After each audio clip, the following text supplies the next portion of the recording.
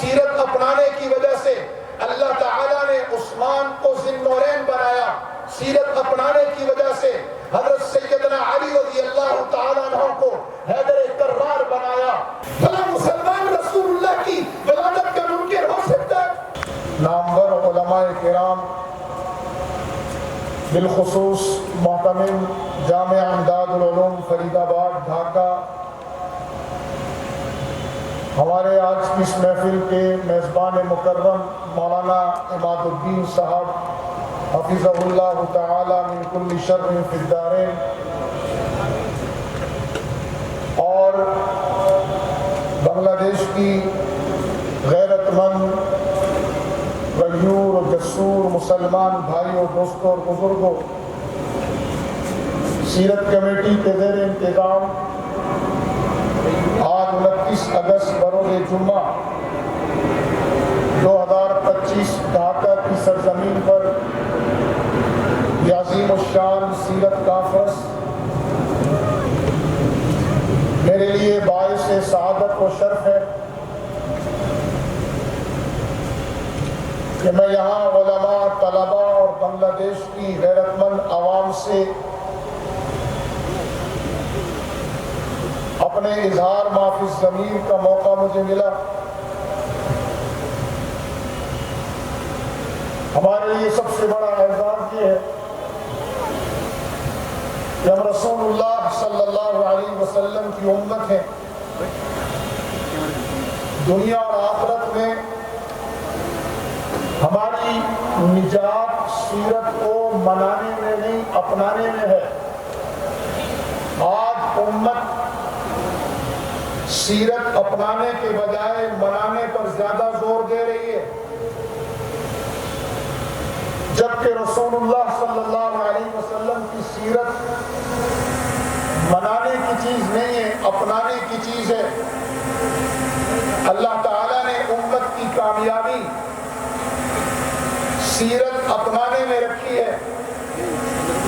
رسول اللہ صلی اللہ علیہ وسلم عملی قرآن ہے۔ ایک قرآن ہے ہمارے پاس کتابی شکل میں، اور ایک قرآن ہے ہمارے پاس عملی شکل میں۔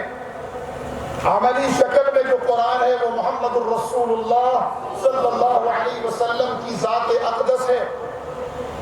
اما عائشہ رضی اللہ تعالیٰ عنہ سے پوچھا گیا، اما حضور کے اخلاق کیا ہیں؟ فرمایا بیٹا تم نے قرآن نہیں پڑھا؟ فرمایا اماں پڑھا ہے۔ تو فرمایا حضور چلتا پھرتا قرآن ہے۔ اس امت کی دنیا کی کامیابی، آخرت کی کامیابی قرآن کے احکامات پر رسول اللہ صلی اللہ علیہ وسلم کے طریقوں کے مطابق عمل پر ہے۔ ہمیں رسول اللہ کی سیرت اپنانے کا حکم دیا گیا ہے۔ صحابہ کرام رضوان اللہ تعالی علیہم اجمعین نے سیرت کو اپنایا تو کامیاب ہو گئے۔ رضی اللہ عنہم ورضوا عنہ کے سرٹیفکیٹ ملے۔ سیرت اپنانے کی وجہ سے سیدنا ابوبکر صدیق اکبر بن گئے۔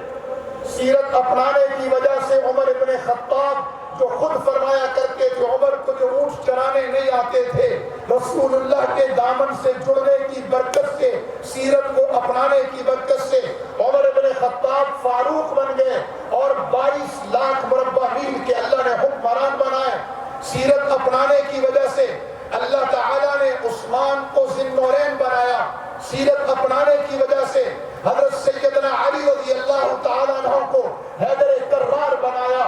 غرض سیرت وہ چیز ہے جس کو اپنا کر مسلمان اپنی دنیا میں بھی کامیاب ہو سکتا ہے اور آخرت میں بھی کامران ہو سکتا ہے۔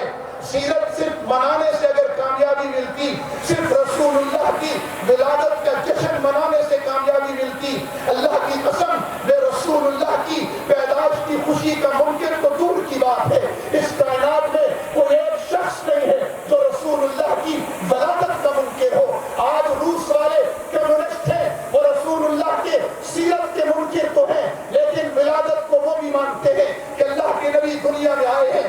آج چین والے لا مذہب ہیں لیکن رسول اللہ کی سیرت کا انکار کرتے ہیں، لیکن رسول اللہ کی ولادت کو مانتے ہیں۔ اس پوری کائنات میں رسول اللہ کی ولادت کا منکر کوئی نہیں ہے۔ ہے جس کا انکار ہی نہیں تو اس کا جھگڑا کس بات کا؟ جھگڑا تو رسول اللہ کی سیرت کا ہے۔ ابو جہل نے بھی، ابو لہب نے بھی رسول اللہ کی ولادت کا انکار نہیں کیا، سیرت کا انکار کیا ہے۔ ولادت کا جھگڑا ہی نہیں ہے۔ جب کافروں میں جھگڑا نہیں، کافروں میں کوئی منکر نہیں، لا مذہبوں میں کوئی منکر نہیں، ہندو بھی رسول اللہ کی ولادت کے منکر نہیں ہے، کمیونسٹ بھی نہیں ہے، سوشلسٹ بھی نہیں ہے، ایتھسٹ بھی نہیں ہے، تو پھر مسلمانوں میں یہ جھگڑا ڈالنے کی کیا ضرورت ہے؟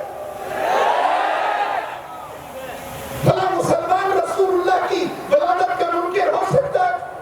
ہماری تو دنیا اور آخرت کی خیر رسول اللہ کی ولادت سے، سیرت سے، ان کے مبارک وجود سے جڑی ہے۔ اگر حضور نہ آتے تو کائنات میں آج اندھیرا ہوتا۔